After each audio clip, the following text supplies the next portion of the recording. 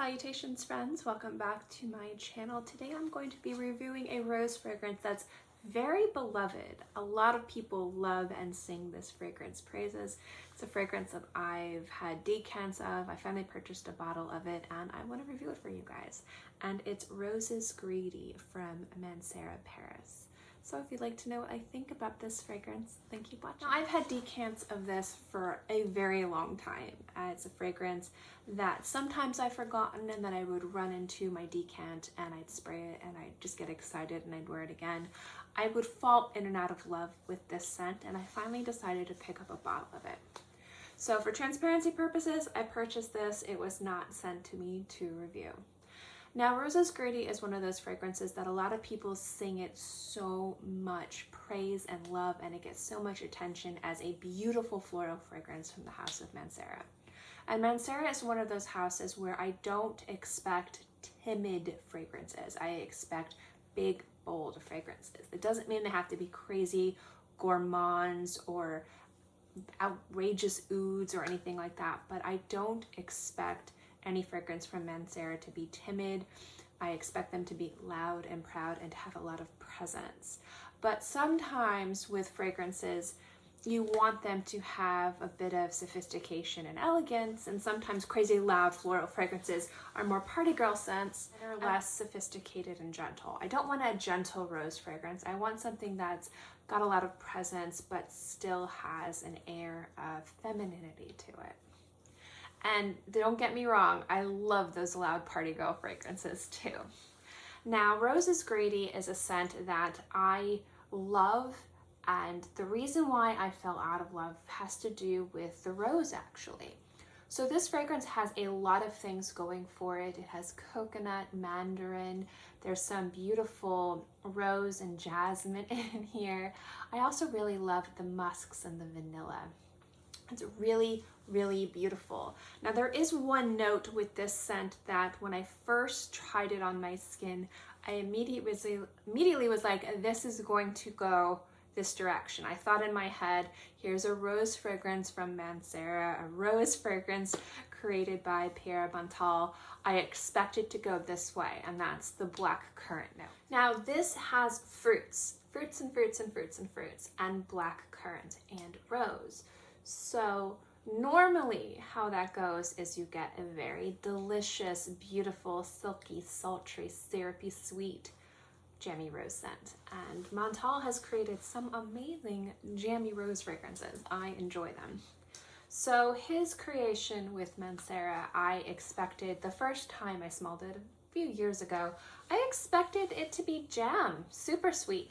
Now, this is a sweet fragrance. It does have a sugared element to it, but the reason why this doesn't fall as a jammy rose fragrance to me is the same reason why I fall in and out of love with it, has to do with the rose or the absence of rose. This is all based on my skin chemistry, body chemistry, and how this fragrance plays on my skin.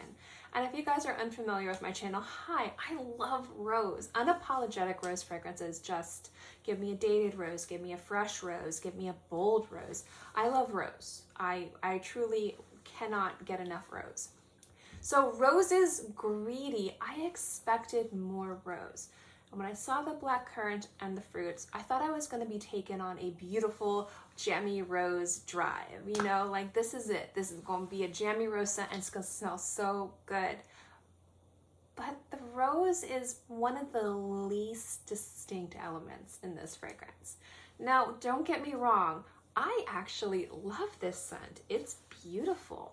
It smells like you're walking through a field of flowers. There's a freshness to this fragrance. It has that presence that you're looking for from this house, which I'm really happy for.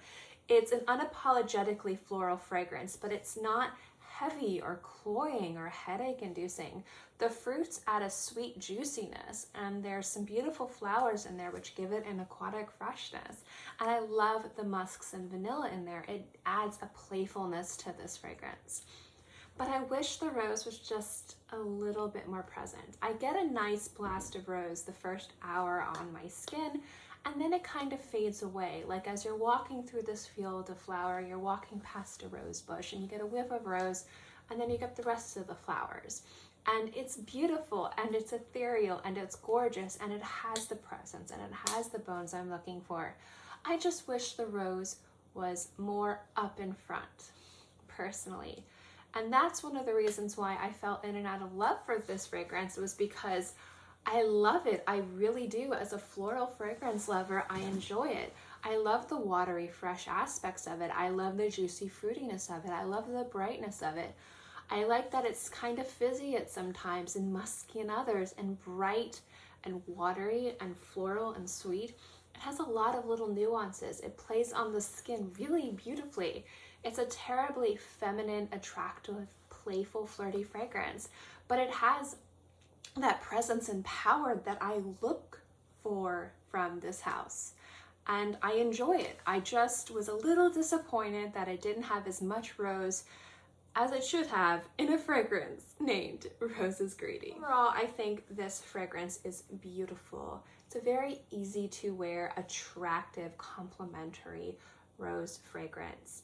In regards to, if you don't like rose, but you want to have that kind of romantic, floral kind of feeling that rose fragrances can give you, try this one. It's actually really beautiful. It's not an intimidating rose scent because the rose isn't as upfront as it should be.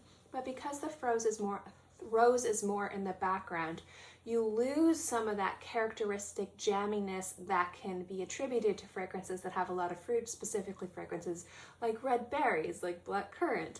And sometimes that jammy rose personality can overtake an entire composition.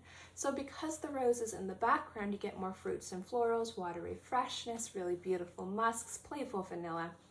But I do wish the rose was a little bit more up front and center for my personal taste, but it is a beautiful fragrance, a very wearable fragrance, and has great longevity, fantastic longevity, 6 to 8 hours on my skin, beautiful moderate projection and sillage. This is a fragrance that will make an impression if you are social distancing, so I've been using that to kind of talk about projection and sillage. If you're social distancing with somebody, they will be able to smell this fragrance, and probably through a mask, because this does have the presence that this house is known for. So at the end of the day, I think Rose is Greedy is a safe blind buy if you're looking to purchase a fragrance, if you want to add a floral scent to your collection. I do find it to be a beautiful, fruity, floral rose, but I do think this leans more unisex. So if you're looking for a floral fragrance to add to your collection and you prefer more unisex fragrances, this goes either way. Again, fragrance is genderless, wear whatever you want, just letting you know my personal opinion in regards to how this fragrance would be marketed. But it is a beautiful, safe, gorgeous fragrance, especially if you like flowers, and I think it deserves the praise that it gets. It's really quite nice. So that is my review of Rose is Greedy. I'd love to know what you guys think. I know a lot of people have tried this fragrance. A lot of people really love it. Some people don't understand the hype. Let me know what you guys think below. As always, guys, thank you so much for watching this video. I hope you enjoyed it, and I'll see you next time. Bye!